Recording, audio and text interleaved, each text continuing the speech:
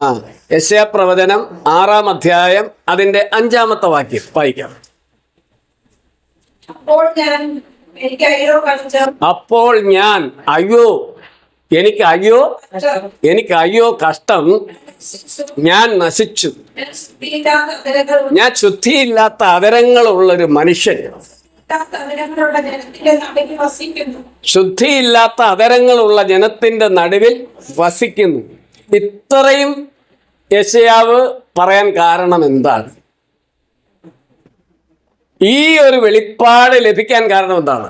ഈ ഒരു അറിവ് തനിക്ക് ലഭിക്കാൻ കാരണം എന്താണ്? ദൈവത്തിന്റെ ആത്മാവ് തൻ്റെ മേൽ വന്നു. താനൊരു വലിയ ആരും കാണാത്ത വലിയൊരു ദർശനം കണ്ടു. ആ ദർശനത്തിന്റെ ആ ഉള്ളിലേക്ക് താൻ കടന്നു ചെന്നപ്പോൾ ദൈവത്തിന്റെ പരിശുദ്ധാത്മാവ് തന്നെ മറ്റൊരു തലത്തിലേക്ക്, ആത്മതലത്തിലേക്ക് കൊണ്ടുപോയി ദൈവത്തിന്റെ ഇരിപ്പിടത്തെ കാണിച്ചു. അവിടെ നടക്കുന്ന ആരാധന താൻ നേരിട്ട് കാണുവാൻ ഇടയായി തീർന്നു. ആ ആരാധന കണ്ടിട്ട് അവിടുത്തെ ആരാധനയുടെ ആ മഹത്വം തനിക്ക് വെളിപ്പെട്ടപ്പോൾ താൻ പറയുകയാണ്, ദൈവത്തിന്റെ പരിശുദ്ധാത്മാവിൽ നിറഞ്ഞപ്പോൾ താൻ തന്നെ നോക്കിയപ്പോൾ ഈ ദൈവത്തെ സ്തുതിക്കുവാൻ മാത്രമുള്ള വിശുദ്ധി തനിക്കില്ല. ഈ പരിശുദ്ധനായ ദൈവത്തെ സ്തുതിക്കുവാനുള്ള വിശുദ്ധി തനിക്കില്ല, പോരാ. അതുകൊണ്ട് താൻ പറയുകയാണ്, അങ്ങനെ പരിശുദ്ധനായ ദൈവത്തെ അങ്ങനെ വിശുദ്ധിയില്ലാതെ കണ്ടാൽ മരിക്കുമെന്നുള്ള ഒരു പ്രമാണമുണ്ട്. അതുകൊണ്ടാണ് യെശയ്യാവ് അവിടെ അയ്യം വിളിക്കുന്നത്. അയ്യോ കഷ്ടം, ഞാൻ നശിച്ചു, ഞാൻ ശുദ്ധിയില്ലാത്ത അതരങ്ങളുള്ളൊരു മനുഷ്യൻ. ദൈവത്തിന്റെ പരിശുദ്ധാത്മാവ് വന്നപ്പോഴാണ് ഒരു ബോധ്യമുണ്ടായത്, തനിക്ക് എന്തില്ല? ശുദ്ധിയില്ല. തന്നെയല്ല, താൻ എവിടാണ് പാർക്കുന്നതെന്നൊരു ചിന്ത തനിക്കുണ്ടായി. എന്താണ്? ശുദ്ധിയില്ലാത്ത, വിശുദ്ധിയില്ലാത്ത, വേർപാടില്ലാത്ത ജനത്തിന്റെ നടുവിലാണ് ഞാൻ പാർക്കുന്നത്. ആ തന്റെ നിലവിൽ കേട്ടിട്ട് ദൈവം മനസ്സലിഞ്ഞ് അവനെ ഒന്ന് ആകമാനം ശുദ്ധീകരിക്കുവാൻ വേണ്ടി ഒരു ദൂതനെ സ്വർഗത്തിൽ സദാ അണയാതെ എരിഞ്ഞുകൊണ്ടിരിക്കുന്ന യാഗപീഠത്തിലെ ഒരു കനലിൽ കൊടിൽ കൊണ്ടെടുത്തിട്ട് ഒരു ദൂതൻ പറന്നു വന്ന് യെശയ്യാവിന്റെ നാവിന്മേൽ വെച്ചുകൊടുത്തു. സ്തോത്രം. വെച്ച് ആ അഗ്നി തന്റെ നാവിന്മേൽ തൊട്ടിട്ട് പറയുകയാണ് ദൂതൻ, ഇതിനാൽ നിനക്ക് ശുദ്ധി വന്നിരിക്കുന്നു. ദൈവത്തിന്റെ ആ പരിശുദ്ധാത്മാവ് ആളത്വത്തോടെ നമ്മളിലേക്ക് ഇറങ്ങി വന്നാൽ, ദൈവത്തിന്റെ ആത്മാവ് ഇറങ്ങി വന്ന് നമ്മിൽ പ്രവർത്തിച്ചാൽ നമ്മൾ ആള് മാറുവാനിടയായിത്തീരും. ഇവിടെ ഉണ്ടായ ഒരു അനുഭവം ഞാൻ പറയാതെ പങ്കുവെക്കാതിരിക്കുവാൻ എനിക്ക് കഴിയുകയില്ല. സ്തോത്രം. ഹൈദരാബാദിൽ നിന്ന് ഒരു അധ്യാപകനും തൻ്റെ ഭാര്യയുമായിട്ട് ഇവിടെ പ്രാർത്ഥിക്കുവാൻ കടന്നു വന്നു. അവര് ബാപ്റ്റിസ്റ്റ് സഭയുടെ വിശ്വാസികളാണ്. ബാപ്റ്റിസ്റ്റ് സഭക്കാരുടെ വിശ്വാസം എന്താണെന്ന് വെച്ചാൽ ഒരുതരം ബ്രദറൻ സഭക്കാരുടെ വിശ്വാസ രീതിയാണ്. രക്ഷിക്കപ്പെടുമ്പോൾ തന്നെ പരിശുദ്ധാത്മാവ് അവരിൽ ഉണ്ട് എന്നാണ് അവർ വിശ്വസിക്കുന്നത്. ആ പരിശുദ്ധാത്മാവാണ് അവരെ സ്നാനത്തിലേക്ക് നടത്തുന്നത്. പറഞ്ഞ വചനം ഈ സ്നാനത്തെക്കുറിച്ചും പരിശുദ്ധാത്മാവിന്റെ അഭിഷേകത്തെക്കുറിച്ചുമാണ്. നിങ്ങൾ ദൈവത്തിന്റെ പരിശുദ്ധാത്മാവിന്റെ അഭിഷേകം വിശ്വസിക്കണം. പരിശുദ്ധാത്മാവ് അഭിഷേകമുണ്ട്, ഇന്നുമുണ്ട്. അന്യഭാഷയുണ്ട്. വിശ്വസിക്കുന്നവരുടെ മേൽ ഇന്നും പരിശുദ്ധാത്മാവ് മുഴുവാളത്വത്തോടെ ഇറങ്ങി വരും. അവർക്കത് അനുഭവവേദ്യമാകും. അത് കാണുന്നവർക്ക് അത് അറിയുവാൻ കഴിയും എന്ന് അവരോട് തിരുവചന അടിസ്ഥാനത്തിൽ അവർക്ക് പറഞ്ഞു കൊടുക്കുവാനിടയായപ്പോൾ ആ ഭർത്താവായ അധ്യാപകനേക്കാളും ഭാര്യയിൽ വിശ്വാസം അങ്കരിക്കുന്നത് കാണുവാൻ എനിക്ക് ഇടയായിത്തീർന്നു.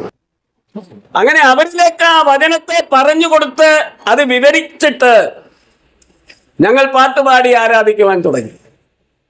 പാട്ടുപാടി ആരാധിച്ചുകൊണ്ടിരിക്കുമ്പോൾ തന്നെ ആ സഹോദരിക്ക് വേണ്ടി കരം വെച്ച് പ്രാർത്ഥിക്കുവാൻ ദൈവാത്മാവ് എന്നോട് പറഞ്ഞു.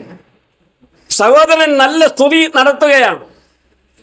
കടന്നു എന്ന് ഈ സഹോദരിക്ക് വേണ്ടി പ്രാർത്ഥിച്ച മാത്രയിൽ ദൈവത്തിന്റെ അഗ്നി അവരുടെ ഉള്ളിലേക്ക് ഇറങ്ങിച്ചെല്ലുകയും അവർ ദൈവത്തിന്റെ ആത്മാവിൽ നിറഞ്ഞ അന്യഭാഷകളിൽ സ്തുതിക്കുവാൻ തുടങ്ങി. സ്തോത്രം, സ്തോത്രം. ഈ സ്ത്രീക്ക് ഒരു പ്രത്യേകത ഉണ്ടായിരുന്നു. ഈ സ്ത്രീ നിറയെ ആഭരണ വിഭൂഷിതയായിരുന്നു. സ്തോത്രം. ആ ആഭരണം ധരിച്ചുകൊണ്ടാണ് അവര് ആമേൻ ഇരിക്കുന്നത്. അവരോട് ഞാൻ ആഭരണം മാറ്റാനൊന്നും പറഞ്ഞില്ല. ആഭരണത്തിന്റെ ഒരു ഉപദേശവും അവരോട് പറഞ്ഞില്ല. പക്ഷെ ഞാൻ പറഞ്ഞത് ദൈവത്തിന്റെ പരിശുദ്ധാത്മാവിനെ കുറിച്ചാണ്. ദൈവത്തിന്റെ പരിശുദ്ധാത്മാവ് ഉണ്ടെന്നും പരിശുദ്ധാത്മാവിൽ അന്യഭാഷ ഉണ്ടെന്നും ആമേൻ കൃപാവരം ഉണ്ടെന്നും ഒക്കെയാണ് പറഞ്ഞത്. അതിന്റെ അടയാളമായി പ്രാർത്ഥിക്കുമ്പോൾ തന്നെ ദൈവത്തിന്റെ പരിശുദ്ധാത്മാവ് അവരിൽ വന്നിട്ട് അവരാത്മാവിൽ നിറഞ്ഞ അന്യഭാഷയിൽ സ്തുതിക്കുവാൻ തുടങ്ങി. അവരുടെ നില മാറി, അവരാള് മാറി.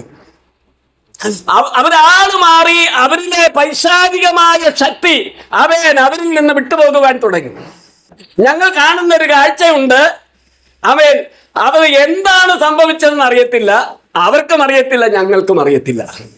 അവിടെ ആ മുറിക്കുള്ളിൽ, മുകളിലത്തെ മുറിക്കുള്ളിൽ ദൈവ സാന്നിധ്യം നിറഞ്ഞിട്ട് പ്രത്യേകമായ നിലയിൽ അവരായി തീർന്നിട്ട് ഇവരുടെ കഴുത്തിലെ മാല ഊരി ഇവർ എറിഞ്ഞു. ഇവരുടെ കാതിലെ കമ്മലുകൾ ഇവർ വലിച്ച് പറിച്ച് ഊരിക്കളഞ്ഞു. സ്തോത്രം.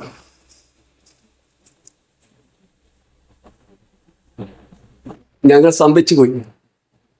ഞാൻ സ്തംഭിച്ചിരിക്കുകയാണ്. സജീവ് ബ്രദറോടും ഇവിടെ ഇരിപ്പുണ്ട്. ഞങ്ങൾ സ്തംഭിച്ചിരിക്കുക. എന്താണ്? അവരോട് മാല മാറ്റാൻ പറഞ്ഞില്ല, കമ്മല് മാറ്റാൻ പറഞ്ഞില്ല. സ്തോത്രം. അവരിന്ന് കരയുകയാണ്. അവർക്ക് സന്തോഷം കൊണ്ടോ എന്തോ ദൈവ സാന്നിധ്യം അവർ പൊട്ടി പൊട്ടി കരയുകയാണ്. സ്തോത്രം. ഒരു വലിയ വിടുതലിന് ശേഷം അവർ ഭയങ്കര ആ സമയത്തിന് ശേഷം അവർ ശാന്തമായി അവർ നോക്കുകയാണ്. ഒന്നുമില്ല. അയ്യോ എൻ്റെ കമ്മല്, അയ്യോ എൻ്റെ മാല, ആരിത് എടുത്തു കളഞ്ഞു? സ്തോത്രം. വേണ്ട, എനിക്കത് വേണ്ട എന്ന് പറഞ്ഞവർക്ക് അറിയാൻ തുടങ്ങി. എനിക്കത് വേണ്ടായേ. ഒരു 5 പവന്റെ മാല വരും അല്ലേ? അത്ര കനമാണ്. അത് നല്ല കമ്മലാണ്. സ്തോത്രം. ഇതെങ്ങനെ ഊരിയത് എനിക്കറിയത്തില്ല. ഇതെങ്ങനെ ഊരാൻ പറ്റിയെന്ന് ഞാനതെടുത്ത് നോക്കി. കർത്താവ്, ഇത് ആരാ ഊരിയത്? ആരാ ഈ ഇത്രയും മൂടി കിടന്നിട്ട് ഈ മാല ആര് ഊരി? സ്തോത്രം അല്ലേ? സ്തോത്രം. ഭയങ്കര അത്ഭുതമാണ്. അത് വലിച്ചൂരി. സജീവ് ബ്രദർ അവര് അത് വലിച്ചൂരിയത് കണ്ടോ, അവർ എറിഞ്ഞത് കണ്ടോ എന്നൊക്കെ പറയുന്നുണ്ട്. സ്തോത്രം. ഹല്ലേലൂയ. അവർ പറഞ്ഞത് ദൈവത്തിന്റെ ദൂതൻ വന്ന് ഊരിക്കളഞ്ഞു. സ്തോത്രം. എന്താണെന്നറിയാമോ? അതായിരുന്നു അവരുടെ ബന്ധന കാരണം. ആ മാലയായിരുന്നു, ആ കമ്മലായിരുന്നു അവരുടെ ബന്ധന കാരണം. അപ്പൊ ഈ സഹോദരി കടന്നു വന്ന കസേരയിൽ ഇരിക്കുകയാണ്. സ്തോത്രം. ആഭരണമൊക്കെ ഇട്ടാണല്ലോ ഇരിക്കുന്നത്. സ്തോത്രം. നമുക്കതൊരു വിഷയമല്ല. സ്തോത്രം. ദൈവാത്മാവ് ഒന്നും പറഞ്ഞില്ല. ഇവർക്ക് വേണ്ടി പ്രാർത്ഥിക്കാനാ പറഞ്ഞത്. അതുകൊണ്ട് നമ്മൾ പ്രാർത്ഥിക്കാൻ ദൂരെ നിന്ന് വന്നിരിക്കുകയാണ്. സ്തോത്രം. അപ്പൊ ഞങ്ങൾ തറയിലോട്ടിരുന്നു. അപ്പൊ ഇവര് പറഞ്ഞൊരു കാര്യമുണ്ട്. എനിക്ക് ഇരിക്കാൻ പറ്റത്തില്ല, കാലൊടിഞ്ഞ് കമ്പിയിട്ടിരിക്കുകയാണ്. എനിക്ക് ഈ കാൽ മുട്ടുമടക്കാൻ പറ്റത്തില്ല. ഇതുവരെ മുട്ടുമടക്കാൻ പറ്റത്തില്ലെന്ന് പറഞ്ഞു. സ്തോത്രം. പക്ഷേ ദൈവത്തിന്റെ പരിശുദ്ധാത്മാവിന്റെ അഭിഷേകം വന്നപ്പോൾ അവര് മുഴങ്കാലിൽ ഇരുന്നു. ഏത് കമ്പിയിട്ടാലും എന്തിട്ടാലും ദൈവത്തിന്റെ പരിശുദ്ധാത്മാവിൽ നിറഞ്ഞ അഭിഷേകം വന്നാൽ അവിടെ എന്ത് സംഭവിക്കുന്നു? ഒരു മിനിറ്റ് പോലും മടക്കി വെക്കാൻ കഴിയാത്ത ആ സഹോദരി 6 മണിക്കൂർ മുഴങ്കാലിലിരുന്നു. ഇരുന്നിട്ട് എഴുന്നേറ്റപ്പോൾ അവരെ പിടിക്കണമല്ലോ എന്ന് വിചാരിച്ച് കൈ കൊടുത്തിട്ട് അവർ കൈ പേടിച്ചില്ല. തന്നെ എഴുന്നേറ്റു. ഫയർ പോലെ എഴുന്നേറ്റത്. സ്തോത്രം. ഒരു ഭയങ്കര ദൈവ സാന്നിധ്യമാണ് ഇറങ്ങി വന്നത്. ആ മുറിക്കുള്ളില് ഇന്നും എനിക്കത് കാണുവാനായിട്ട് കഴിഞ്ഞു. സ്തോത്രം. ആ മുറിയിലേക്ക് കടന്നുപോയാണ് ഞാനിരുന്ന് പ്രാർത്ഥിക്കുന്നത്. നിങ്ങൾക്ക് ഓരോരുത്തർക്കും വേണ്ടി ഞാൻ ആ മുറിയിലിരുന്നാണ് പ്രാർത്ഥിക്കുന്നത്. സ്തോത്രം. അവിടെയാണ് ആളുകളെ കൊണ്ടുവന്ന് പ്രാർത്ഥിക്കുന്നത്. സ്തോത്രം. അവിടെ നിന്നാണ് പിശാച് വിട്ടുപോകുന്നത്. ഞാൻ പറയട്ടെ, ഇപ്പൊ ദൈവത്തിന്റെ പരിശുദ്ധാത്മാവ് ശരിയായ നിലയിൽ നമ്മൾ വന്നാൽ വേറെ ആരും ഒന്നും പറയാൻ നമ്മൾ ആള് മാറും. അവൻ ദൈവത്തിന്റെ ആത്മാവ് നമ്മളെ എന്ത് ചെയ്യും? ഉപയോഗിക്കാൻ തുടങ്ങും. ദൈവത്തിന്റെ ആത്മാവ് നമ്മള് ഉപയോഗിക്കും. ആര് വലിയ ബലം പ്രയോഗിക്കുന്ന ആൾക്കാരും എന്ത് ചെയ്യും? ഉപയോഗിക്കും. പണ്ടൊരിക്കൽ ബഹ്റൈനിലെ ബ്രദറൻകാരുടെ ഒരു കൂട്ടായ്മയിൽ വചനം പറയാൻ എന്നെ വിളിച്ചു. അവർ പരിശുദ്ധാത്മാഭിഷേകത്തെ ഞങ്ങൾ വചനം കേൾക്കാനാണ്, പാസ്റ്റർ വചനം പറയുമല്ലോ, വചനം കേൾക്കാനാണ് വിളിക്കുന്നതെന്ന് പറഞ്ഞു. മുന്നമേ പറഞ്ഞു ഞങ്ങൾ വചനം കേൾക്കാനാണ് ഞാൻ പറഞ്ഞു ഞാൻ വചനമാ പറയാൻ പോകുന്നത്. ഞാൻ പറഞ്ഞത് ദൈവത്തിന്റെ പരിശുദ്ധാത്മാവിനെ കുറിച്ചാ. ആമേൻ. അവിടെ ഒരു കൊടുങ്കാറ്റടിക്കാനിടയായി ആ മുറിക്കുള്ളില്. ദൈവത്തിന്റെ അഗ്നി അവിടെ ഇറങ്ങാനിടയായി തീർന്നു. ദൈവത്തിന്റെ പരിശുദ്ധാത്മാവ് അവിടെ ഇറങ്ങി വന്നു. ബ്രദറൻകാരല്ല അന്യഭാഷകളിൽ ആരാധിക്കാൻ തുടങ്ങി. അത് പിന്നീട് അതൊരു പെന്തക്കോസ്ത് ചർച്ചയായി മാറി. സ്തോത്രം, സ്തോത്രം. പരിശുദ്ധാത്മാവ് മണ്ണിനെ മനുഷ്യനാക്കി മാറ്റിയെങ്കിലും ഈ മൺശരീരത്തിൽ വീണ്ടും ദൈവത്തിന്റെ ആത്മാവ് നമ്മിൽ വന്നാൽ നമ്മൾ ആൾ മാറും. അതിനാരുടെയും അനുവാദം വേണ്ട. ആമേൻ. അവിടെയാ നമ്മൾ തീരുമാനിക്കേണ്ടത് നമ്മൾ എങ്ങനെ ജീവിക്കണമെന്ന്. സ്തോത്രം, സ്തോത്രം, സ്തോത്രം. ഹല്ലേലൂയ.